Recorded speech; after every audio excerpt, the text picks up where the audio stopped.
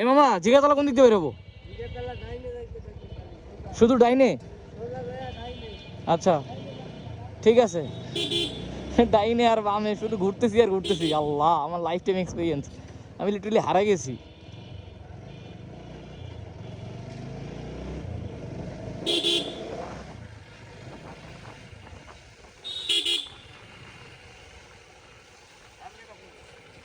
আমার যে বললো ডাইনে যেতে, কিন্তু রাস্তাই নাই। কেমনটা লাগে এখন? আমার জিগাতলা যাবো কোন দিক দিয়ে?